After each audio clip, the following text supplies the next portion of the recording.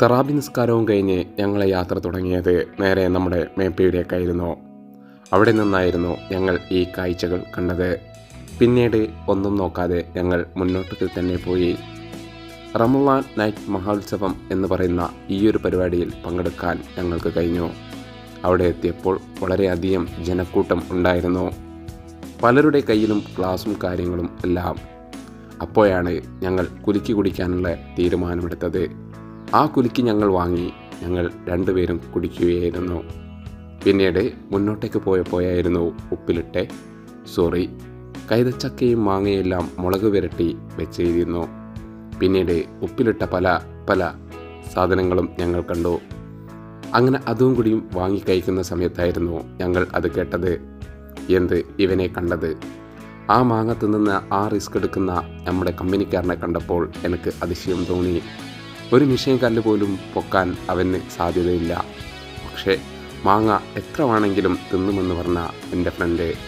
പിന്നീട് ഞങ്ങൾ മുന്നോട്ടേക്ക് പോയപ്പോഴായിരുന്നു അറബി ഫുഡുകളായ നല്ല കിടിലം ടീകൾ ഇവിടെ കണ്ടത്. ഇവിടെയും ജനക്കൂട്ടങ്ങൾ അധികമായിരുന്നു. എന്നാലും അവരോട് പറഞ്ഞ് ഞാനും ഒന്ന് വാങ്ങി കുടിച്ചു.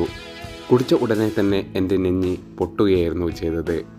പിന്നീട് ഈ പാത്രങ്ങൾ കൊടുക്കുന്നോ എന്ന് ചോദിച്ച എൻ്റെ ഫ്രണ്ടിനോട് ഞാൻ പറഞ്ഞു ഇല്ല എന്ന്. അത് കഴിഞ്ഞപ്പോഴായിരുന്നു കുലുക്കിയും കൊണ്ട് അവൻ വീണ്ടും വന്ന് എങ്ങനെയുണ്ട് എന്ന് ചോദിച്ചപ്പോൾ അടിപൊളി എന്ന് പറഞ്ഞ നമ്മളുടെ ഫ്രണ്ട്. കുട്ടികളും വലിയവനും ഒക്കെ വളരെ ഹാപ്പി ആയിട്ടായിരുന്നു ഇവിടുന്ന് മടങ്ങിയത്. നല്ല അടിപൊളി ഹൈദരാബാദി ഫുഡുകളും ഇവിടെ ലഭിച്ചിട്ടുണ്ട് എന്നാണ് നമുക്ക് കിട്ടിയ അഭിപ്രായം. നല്ല നല്ല നല്ല എല്ലാ സാധനങ്ങളും ഇവിടെ ഉണ്ടായിരുന്നു. എൻ്റെ മോനെ എന്ന് വിളിക്കാതെ വളരെ മനോഹരമായി മുന്നോട്ടേക്ക് തന്നെ പോയി. കുട്ടികളുടെ ആഘോഷം കണ്ടപ്പോൾ ഞങ്ങൾക്കും സന്തോഷമായി. മുന്നോട്ടേക്ക് പോകുന്ന വഴിക്കായിരുന്നു ഞങ്ങൾ വീണ്ടും ആ കാഴ്ചകൾ കണ്ടത്.